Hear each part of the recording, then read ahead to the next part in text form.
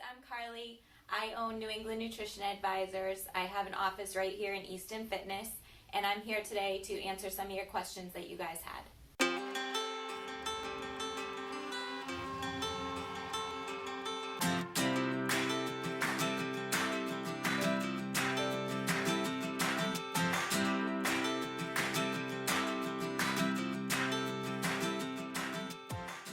All right, folks, next question. This is a big one. Keto. Whoops.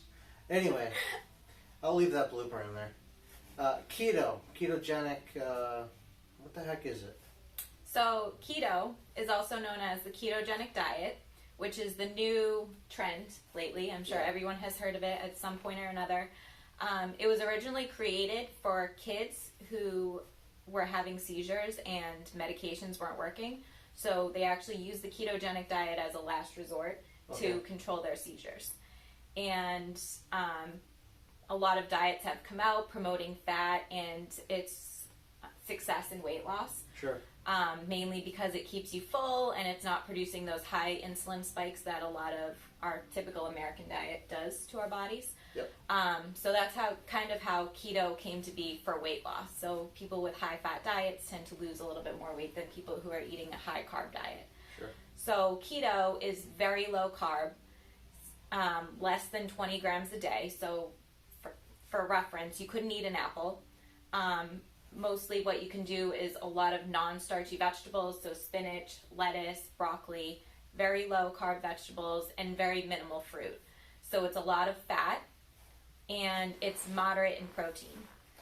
So it's definitely a hard diet to follow. Yeah, which is one thing that I remind my clients about, is that it's very difficult, and there's no cheating on the keto diet either, because it takes 5 days for your body to get into a state of ketosis, which is what causes the weight loss. So there's no going out for pizza and a beer one day during the week because it's your cheat day. There's no cheating on keto because it's going to take you another 5 days to come back into ketosis once you eat those carbs. Oh, wow, okay. So it's one of those diets where it's really all or nothing? Exactly, yes. Okay. Which, when I counsel clients, that's something that I like to remind them of, because the all or nothing approach is definitely a short-term approach to weight loss, because you kind of cut everything out. And so less than 20 grams of carbohydrates per day, which is less than what is in an apple. Exactly.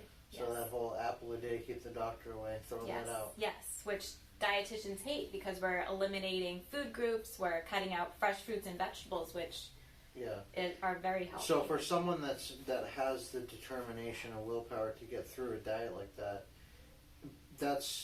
it's not a short-term fix, though. Exactly. This is a change in your lifestyle. It's either stay in ketosis for ever, or do the diet and then rebound harsh, because you're going to reintroduce higher than 20 grams of carbohydrates into your diet. And then it poses the question, what happens when you come out of ketosis and you decide, I've lost all the weight that I want to and now I want to eat normally again? Right. What happens then? Did you learn anything during keto, or are you going to go back to eating the way that you were before? Sure. Right. And then it also, one of the things that dietitians have a big issue about the ketogenic diet is that it's not only tons of fat, it's tons of unhealthy fat. So butter and steaks are all saturated fat. So that's the fat that's associated with cardiovascular disease. So what is it doing to your blood work? Yeah. And we've had clients who've had success losing weight, and usually when you lose weight, your blood work comes back better, your LDL is lower, your HDL is higher. Right. But we've actually had it come back and bite people in the butt, because their lab work comes back and their LDL's through the roof, their I would think so. I mean, guys, in previous videos and future videos, I'm always going to preach the difference between weight loss and working on improving your health. If you go to weight loss centers, they're going to cut your carbohydrates down. And yes, the keto diet is very popular. It's popularized because of social media, in my opinion. You see these pictures of people having incredible weight losses in short periods of time. And, Carly can add scientific data to back up, basically just my general knowledge of how that works short term, but it's not really a sustainable lifestyle. so that, that's incredibly good information, and I think that people should take all of that into account when they're thinking about like what diet routine to. Yeah, and I'm definitely for fat in the diet. Like I'm completely against doing a low-fat diet. I think it definitely plays an important part in weight loss. So what I tell people is to avoid refined grains. So the American diet is typically tons of pasta, tons of bread. Like the original food guide pyramid wanted us to eat 6 servings of starches a day. So even just cutting back to about a half cup serving at each meal of carbohydrates, choosing whole grains over refined flours, and then doing a fat at every meal and snack. So cooking with olive oil, cooking with avocado oil, having an avocado with your breakfast, nuts and seeds. All of those things are healthy fats, so they're full of unsaturated fats that aren't going to have that negative effect on your blood work. So I actually have a couple of follow-up questions just for myself.